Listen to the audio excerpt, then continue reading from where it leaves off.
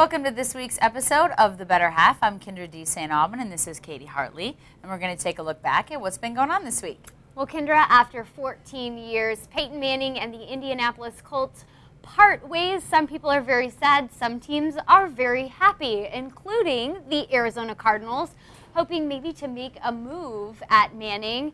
Kendra, what are your thoughts on this situation? Well, first off, I was kind of blown away about Peyton Manning and his press conference. I wasn't expecting him to get all emotional and kind of weepy about it. I get that it's been a long time that he's been there, but at the same time, he never really shows any emotion. Second off, I think the Arizona Cardinals would be really much better off with Peyton Manning. And no disrespect to Kevin Kolb and even John Skelton for that matter, but I think if Peyton is healthy, that's if he's healthy, I think you cannot go wrong with having him basically conducting the huddle and the entire offense. I mean, as we know from his history with the Colts, he runs the show when he's the quarterback of that team. Well, and all signs are pointing to the fact that this guy is on the mend, that he eventually will be, by the start of the season, healthy, which makes me think, yeah, of course the Cardinals want him. And I don't mean any disrespect to Kevin Kolb either, but he's not the guy. I mean, he's just not the guy from what I've seen that is going to lead this team to a Super Bowl, which is, let's be honest, what we all want. I mean, Darnell Dockett is saying on Twitter that he wants to see Peyton Manning in a Cardinals uniform. The guys are on board. He comes in with an automatic sense of leadership. Why not? Well, and Dockett's not disrespecting their current quarterback either. I mean, he's a Hall of Famer. Peyton Manning is going to be a Hall of Famer. So at the same, I just think Dockett, hey, he wants to win. He's not going to be young forever. He wants to get that ring. He wants to make it to the Super Bowl and win. So I can't blame Darnell Dockett for just being honest. Yeah, well, I'm sure we'll be back next week with more stuff about Peyton Manning. More NFL stuff, though. The Saints and this bounty system, so much drama here. The coaches putting a bounty system for the guys, paying them to take other players out. But this is something that happens probably not just with the Saints. No, probably. Well, I don't know though. You think a full-blown bounty system? I think we talked about this before. I'm sure guys on the sidelines say he just cheap shotted me. Go get him that number, this number. But to actually have meetings, team meetings, where you're handing out envelopes of money and rewarding it in that sense. I mean, thousands of dollars. I don't know. Maybe other teams do, but to me it sounds a little ridiculous. And more ridiculous is that the GM and Manning, they knew that they were supposed to stop this according to the owner. And now with this investigation, I think Peyton Manning. We got Peyton on the brain. We got Peyton on the brain. Sean Payton and the GM should have to basically be fired or resign. I'm actually sad that this week they both released a joint statement, Sean Payton and Mickey Loomis, and they didn't resign, which I was actually surprised about. I mean, Sean Payton is sort of known as a man of his conviction, so I'm actually surprised to hear that he didn't take the fall for this. The statement said, we know it was wrong, we're not going to do it again. I mean, you're talking about career-ending injuries. Like what? Life-threatening injuries, with the way concussions and stuff are nowadays. That you're talking about ending, people's livelihood and ending their careers intentionally for money. I think that's totally different than just, a hard hit or something. Well, that's not going to fly with my boss. Like, if I did something wrong, like blatantly and ethically wrong, I can't just tell my boss, ooh, sorry, I screwed up. Like, I'm just not going to do it again. Are you kidding me?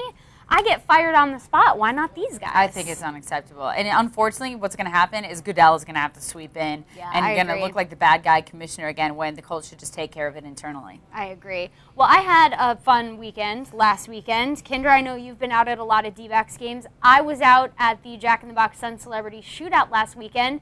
Kendra, give us an update about how spring training's going. It's going slow. I mean, yesterday, they've lost pretty much every game this week, 16-3 against the Rangers. So, but you know how Kirk Gibson is. All he ever says is he's all positive with Kirk Gibson. He's never negative, and he knows the spring training. He's just taking it for what it's worth, and they're learning, teaching moments. They get more out of the workouts in the morning. So, to be honest with you, I mean, I'm already kind of bored with the games, and they're only a week in. So, I don't know how the guys stick to it, but that's how baseball is. But it's good. I think the D-backs are going to be really good this year. But it sounds like you had a little more action at the Celebrity Shootout. I did, the Sun Celebrity Shootout. It was so fun. I got to hang out with people like T.O. and Jordan Sparks. A bunch of the Suns players were there, too. I got to talk to Coach Alvin Gentry for a little bit. It was super fun, and it was actually a really good game. It was a white team against the orange team, and I think the final score was like 77-76 or something, but Josh Childress and Jordan Sparks' team won.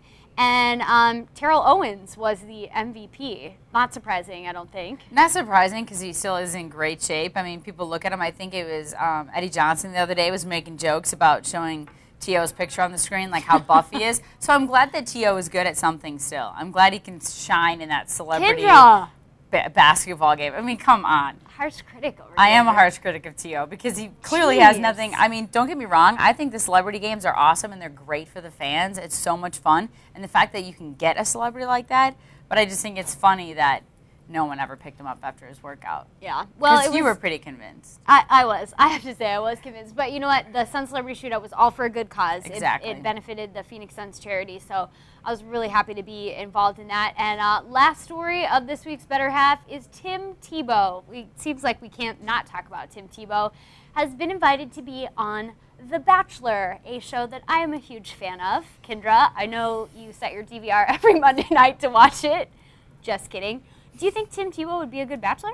I don't. I don't think he would bring any spunk to this TV show. We all know that this, well, actually, I don't know, but you informed me that this TV show is mostly about drama, making out, and the sleepover, whatever, overnight room. Yes, none of which he has. None of which is Tim Tebow. He's not dramatic. He is not going to be making out with anyone, let's be honest. Although if he did do that stuff, that would make news. Yeah, oh, definitely. But I don't think that would happen. And he'd think he would go straight to hell. Yeah, I think so too. In his eyes. I just don't think that he would make a very good bachelor because he's not very dramatic, and I don't think that he would take advantage of the fantasy overnight suite. Yeah, that's what I called it, a sleepover. She calls it a fantasy overnight suite.